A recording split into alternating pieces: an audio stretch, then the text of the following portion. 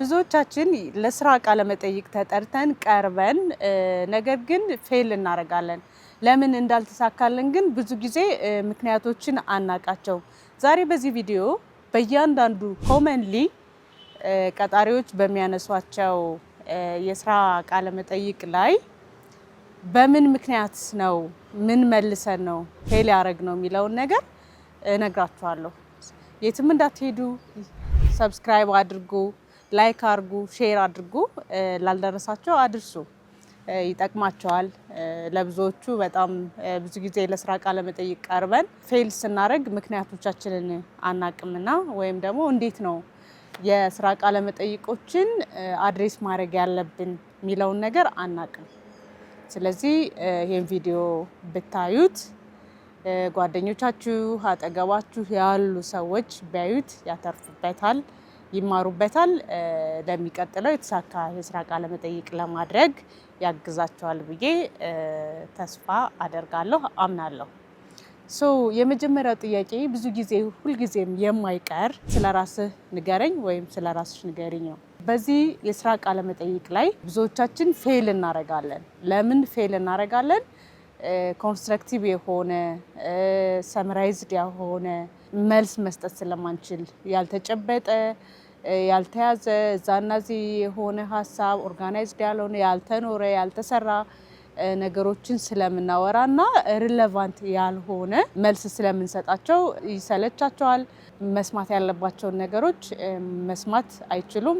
ማወቅ ያለባቸውን ነገሮች አያውቁም። ስለዚህ ብዙ ጊዜ ይህንን ጥያቄ ስንመልስ ሞር ትኩረት ማድረግ ያለብን ለተማርናቸው ትምህርቶች፣ ስለሰራነው የስራ ልምድ፣ ስለ አቺቭመንታችን፣ ስለ ስኬታችን፣ ስላለን ስኪል ምንድነው ክህሎት፣ ልምድ እና ደግሞ ስላለን ሙያዊ ተነሳሽነት ባህሪ ሰመራይዝ አድርገን ከ3 ደቂቃ እስከ 5 ደቂቃ ባልበለጠ የማስረዳት አቅም ሊኖረን ይገባል ማለት ነው። ሰው የት አገር ተወለደ፣ ከአባቱ ከማን ከእናቱ ከማን እና ደግሞ ኤሌመንተሪ የት ተማረ፣ ሃይ ስኩል የት ተማረ፣ ስንት ውጤት አመጣ፣ ከዛ ደግሞ ከእያንዳንዱ መስሪያ ቤት በምን ሪስፖንሲቢሊቲ ተቀጠረ የሚለውን ነገር ዲቴይል በጣም እያንዳንዱን ነገር ኮንስትራክትድ ባልሆነ የገለጻ እንትን ሲቀርብ ሰዎችን መስማት የሚፈልጉ ዋናው ፖይንት ምን ስኪል ምን ኤክስፔሪየንስ አለው፣ ደግሞ እንዴት ነው ኮሙኒኬት የሚያደርገው፣ ኮሙኒኬሽን ስኪሉ እንዴት ነው፣ ራሱን የመግለጽ የፕሬዘንቴሽን ስኪሉ እንዴት ነው የሚለው ነገር ስለሆነ የሚያሳየው ኢቫሉዌት ሲደረግ ፌል ያስደርጋል ይህ ጥያቄ። በጣም ፎከስ ማድረግ ነው። መጀመሪያ ወደ ስራ ቃለ መጠይቁ ከመሄዳችን በፊት ስለ ካምፓኒውና ስለምንቀጠርበት የሙያ መስክና መደብ በደንብ ጠንቅቀን ማወቃችን ራሳችንን እንድንገልጽ ሲጠይቁን ያለን እውቀትና ስኪል ኤክስፔሪየንስ እነሱ ከሚፈልጉት ጋር አላይን እንደሚያደርግ እንደሚቀራረብ በጣም ማስረዳት እንችላለን ማለት ነው። እንደዛ ካልሆነ ግን እዛም እዚህ የምንረግጥ ከሆነ ነገሮችን በቀላሉ ማስረዳት ማንችል ከሆነ ፌል እናደርጋለን። ሁለተኛው እስኪ ስለ ጥንካሬህ ወይም ደግሞ ስለ ጥንካሬሽ ንገሪኝ ስንባል ብዙ ጊዜ ምንድነው እስኪ ስለ ድክመት ንገሪኝ ስንባል ብዙዎቻችን ምን እንመልሳለን? እኔ ደካማ ባህሪ የለኝም፣ ድክመት የለኝም፣ ወይም ደግሞ ድክመቴን አላቀው ሚል ፈጽሞ በቃ ኢሚዲየትሊ ፌል እንድናደርግ ሌሎቹ ጥያቄዎች ላይ እንኳን ጎበዝ ብንሆንና ብንመልሳቸው ለዚህ ጥያቄ እንደዚህ ብለን መለስን ማለት ፌል አረግን ማለት ነው። ምክንያቱም ማንም ሰው ድክመት ይኖርበታል፣ አክቹሊ አለው። እነዛን ድክመትን አለማወቅ ልክ አይደለም። ልክ ነኝ ብሎ ማሰብ ያመጣል። ሰው ደግሞ ልክ ነኝ ሁልጊዜ ትክክል ነኝ ብሎ የሚያስብን ሰው ማስተማር፣ አዳዲስ ነገር የኦርጋናይዜሽን ካልቸርን ወይም ደግሞ ስራ ላይ የሚፈጠሩ አዳዲስ ነገሮችን እንዲማር ዝግጁ አይደለም ማለት ነው። ምክንያቱም ይሄ ሰው ሁልጊዜ የኔ ነገር ልክ ነው፣ ደካማ ጎን የለኝም ብሎ ያስባል። ስለዚህ ደካማ ጎን የለኝም አይባልም፣ ወይም ደግሞ ሪል የሆነ ድክመትም አይነገርም። ሪል የሆነ ድክመታችሁን የምታውቁት ከሆነ ለምሳሌ ስራ ላይ ሌት ሆኖ መግባት፣ ስራ ላይ ፎከስ አለማድረግ፣ እነዚህ ችግሮች ካሉ እነዚህ አድሬስ የሚደረጉ ችግሮች አይደሉም። ችግሮቹ ግን መቀረፍ መቻል አለባቸው። ምክንያቱም በጣም ኦፌንሲቭ ባህሪዎች ናቸው። ከስራ ላይ ሆኖ መምጣት፣ ስራ ላይ ፎከስ አድርጎ አለመጨረስ፣ ዴድላይን ሚት አለማድረግ፣ እነዚህ በጣም ከባድ ዊክነስ ወይም ችግሮች ናቸው። እንዲህ አይነት ችግር አለብን ብላችሁ የምታስቡ ሰዎች ለራሳችሁ ሶልቭ አድርጓቸው።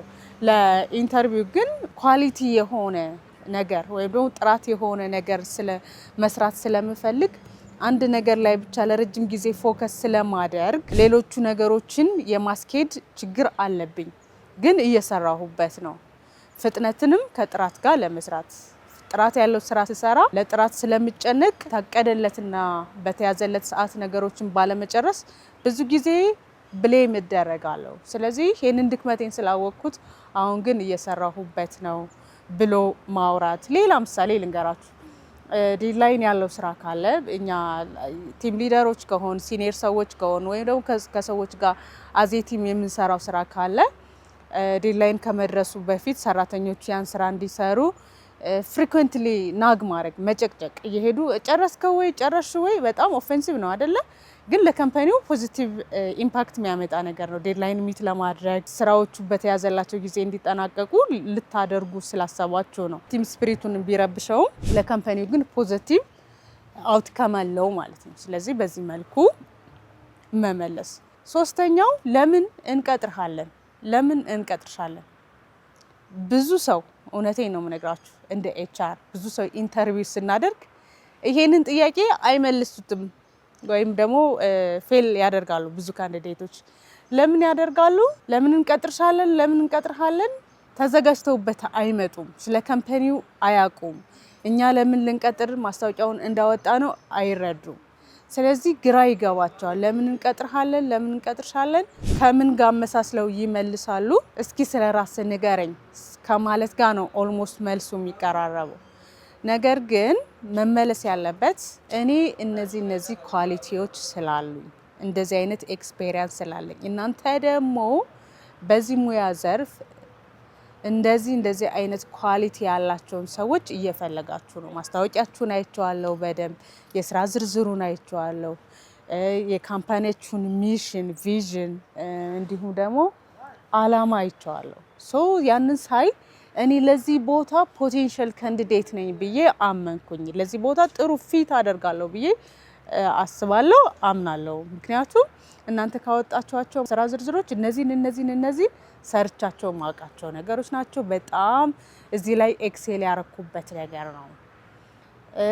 እነዚህ ኳሊቲዎች እነዚህን ስኪሎች ደግሞ አሉኝ ላይክ የራሳችን ወይም ደግሞ ስራ ማስታወቂያቸው ላይ ካወጡት ስኪል ጋር እኔ ደግሞ እናንተ ካምፓኒ ጋር መስራቱን የምፈልግበት ምክንያት ካምፓኒው በዚህ 5 ዓመት 10 ዓመት ውስጥ ያመጣው ለውጥ ሀገራዊ ሶሻል ኮንትሪቢዩሽኑ ሊሆን ይችላል፣ ሀገራዊ ያደረገው አስተዋጽኦ ኢምፓክት ፖዚቲቭ ኢምፓክት ሊሆን ይችላል።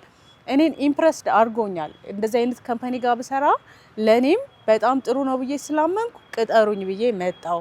ዛትስ ዋይ እኔን የምትቀጥሩት በዚህ ምክንያት ነው ብሎ በደንብ ከካምፓኒው ሚሽን ቪዥን ጋር ከወጣው ማስታወቂያ ጋር አላይን አድርጎ መመለስ በጣም ጥሩ ነገር ነው።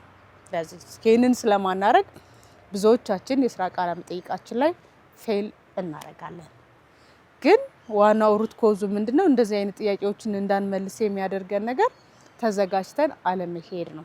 አራተኛው መቼ ስራ ትጀምራለህ ወይም መቼ ስራ ትጀምራለሽ? አንዳንዴ በጣም ከመጓጓታችንና ያን ስራ እንዳናጣው ብለን ከማሰብ ኢሚዲየትሊ እንላለን። በጣም እኛ እኮ ያለንበት ቦታ ሲኒየር ሌቭል ሊሆን ይችላል፣ ማኔጀሪያል ፖዚሽን ሊሆን ይችላል። ብዙ ታስኮች፣ ብዙ ሙያዊ ፕሮፌሽናል ለሆነ ቦታ ይሆናል እየተወዳደርን ያለ ነው። ማንም ካምፓኒ ጠይቁት፣ ማንም ካምፓኒ በጣም ዲስአፖይንት ነው የሚሆነው በዚህ መልሳችሁ። ኢሚዲየትሊ ከሆነ ከነበረበት ኦርጋናይዝድ ከሆነ ስራው ቋሚነት ተቀጥሮ የብዙ ኃላፊነቶችን ተሰጥቶት ከነበረ ስራው ዛሬውኑ ለቅቄ እመጣለሁ ነገውኑ ዋቴቨር ኢትስ በምንም መልኩ ያንን ቫካንሲ ወይም ያንን ስራ አርጀንት ለሆነ ስራ ወይም ደግሞ ጆብ ሊሆን ይችላል የወጣው ነገር ግን ወዲያው ብሎ ለሚመልስለትን ሰው ቀጣሪ አይፈልግም። ምክንያቱም እዚህም ነገ ስራውን ትቶ ቢሄድ ብዙ ነገር ይበላሻል። ሰው ሪፕሌስ መደረግ አለበት። የሚያውቀው ወይም ደግሞ ያሉ አንዳንድ ነገሮች ስሙዝሊ ሃንድ ኦቨር መደረግ አለባቸውና ይህን መልስ ኢሚዲየትሊ አይነት መልስ ወዲያው መጣለው አይነት መልስ መመለስ የለብንም። ስራ ከሌለን ግን እንችላለን። ስራ የሌለን ሰዎች ከሆንን ቤት ውስጥ ያለን ሰዎች ከሆንን ደስ ያላቸው ነው እነሱም የሚሉት። ስለዚህ በተቻለ መጠን ከ2 ሳምንት በታች በምን መልኩ አትበሉ። ከ1 ወር ድረስ ፎርማሊ 1 ወር ነው በጣም አክሰፕተብል ሪፕሌስ መደረግ የሚችልበት ፔሪየድ ማለት ነውና በዛ መልኩ መመለስ አለበት። ሌላው ብዙ ጊዜ ፌል የሚያደርግበት ሰራተኛ ጥያቄ በ5 አመት ውስጥ ራስህን ወይም ራስሽን የት ታገኘዋለሽ? ፐርሰናል ነገሮች ጋር ነው አያይዞ ሲመልስ አዳምጬ ማቅ ላገባ እችላለሁ፣ ልጆች ሊኖሩኝ ይችላሉ ምናምን እንደዚህ መመለስ የለበትም።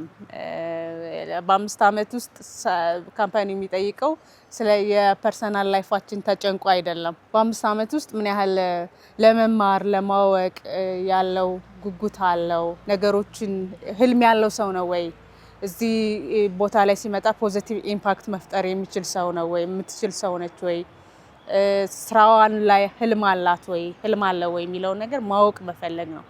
ስለዚህ በ5 አመት ውስጥ ራስን ወይም ራስሽን የት ጋር ታገኘዋለሽ ተብሎ ሲታሰብ ሲኒየር ፖዚሽን ላይ የካምፓኒውን ኮር ቫልዩ ሚሽን ቪዥን ተረድቼ ስራው እንዲሰፋ በማድረግ በቲም እንዲሰፋ ማድረግ እዛ ላይ እኔ የተሻለ በሲኒየር በማኔጀሪያል ፖዚሽን የተሻለ ኮንትሪቢዩሽን ማምጣት፣ ሰዎችን ኮች ማድረግ፣ ማሰልጠን፣ ከስራችን ቲማችንን ማስፋት ይሄ አንዱ በ5 አመት ውስጥ ማልመው ወይም ደግሞ ማቅደው ሀሳብ ነው ብሎ መንገር በጣም ጥሩ ነገር ነው። ግን እኔ አንድ ቲፕ ላድርግላችሁ ይሄን ስመልስ አሁን ላይ ከረንት ባለው ኤችአር ማርኬት ለካምፓኒዎችም ይሄን ቪዲዮ እየሰማችሁ ላላችሁ የካምፓኒ ባለቤቶች ፋውንደሮች ይጠቅማቸዋል።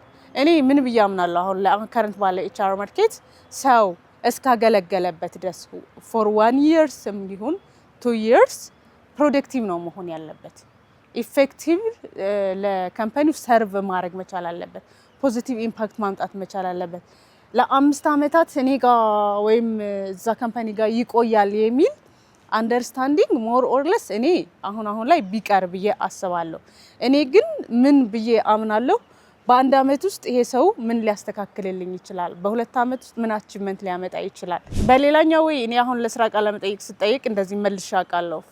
አሁን ለ5 አመት እኔ እናንተ ጋር ብቆይ እንደዚህ ሲኒየር ቦታ ላይ ሆናለሁ ምናምን ብዬ ልመልስላችሁ ይችል ይሆናል ዩዥሊ ስለሚመለስ። ነገር ግን እውነታውን ልንገራችሁ፣ እኔ እስካለሁ ድረስ ግን ካምፓኒያችሁን በጣም ወይም ደግሞ ድርጅታችንን ድራማቲካሊ በሆነ መንገድ መቀየር መለወጥ ባለኝ ስኪል ኤክስፔሪየንስ እፈልጋለሁ እስካለሁ ድረስ። ነገ የሚመጣው ይዞት የሚመጣው ኦፖርቹኒቲና እንደ ዓለም እየመጣ ያለው የቴክኖሎጂ ለውጥ ምን ካምፓኒያችን ላይ እንደሚያመጣ አላቅም። ነገር ግን እስካለው ድረስ ፖዚቲቭሊ ካምፓኒውን ፕሮዳክቲቭ ወይም ኢፌክቲቭ ማድረግ ፈልጋለሁ ብሎም እንደዚህ መመለስ በጣም ጥሩ ነገር ነው። በእነዚህ ምክንያቶች ጥያቄዎቻችን ቀባይነትን መልሶቻችን አላገኝ ብለው ፌል አድርገን እናውቃለን። እና ፌል ስናደርግ ብዙዎቻችን ለምን ፌል አደረግን ሚለውን ነገር ደግመን ከስራ ቃለ መጠይቅ ከወጣን በኋላ ማሰብ ማወቅም አንፈልግም። ግን ምን ብለን እናስባለን? በዛ ፖዚሽን ላይ የሆነ ወይ ዘመድ የሆነ ሰው የሚያውቀው ሰው ገብቶበታል፣ እኔ ስላልቻልኩ ነው፣ እኔ ኮምፒቲሽኑን ዊን ስላላረኩ ነው ብለን ብዙዎቻችን አናግርም። አንዳንዶቻችን ራሳችንንም ማታለል ነው ባይዘወይ እኔ ፊት አረጋለሁ፣ ነገር ግን ሰንበዲ በቤተሰብ ወይም ደግሞ ሰፖርት ስለተደረገ ኮራፕትድ ስለሆነ ሲስተሙ ገባ ብሎ ማሰብ የራስን ችግር እንድናይ አለማድረግ ነው። ገብታችኋል? አይሆንም እያልኳችሁ አይደለም። ይሄንን ነገር ደጋግሜ ቪዲዮ ላይ እያወራሁት ነው። እና የሚሆንባቸው ኦፖርቹኒቲዎችና ሁኔታዎች አሉ። ሞር ኦር ለስ ግን ብዙ ቦታ ግን አይሆንም። ስለዚህ ማድረግ ያለባችሁ ኢንተርቪው አድርጋችሁ አንድ ካምፓኒ ላይ ፌል ካደረጋችሁ ለእያንዳንዱ ጥያቄ አድሬስ ተደርጎላችሁ ለነበረው እናንተ የመለሳችሁት ምን ነበረ የሚለውን ነገር ቁጭ ብላችሁ አናላይሲስ ስሩ።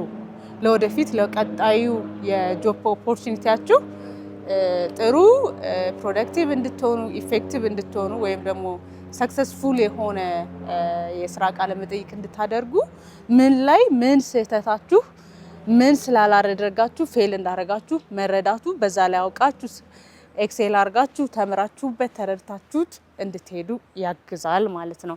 አመሰግናለሁ። የዛሬን ቪዲዮን በዚህ ጨርሳለሁ። ሳምንት በሌላ ቪዲዮ እስከምንገናኝ ቸር ሰንብቱ። ሰላም ቆዩ።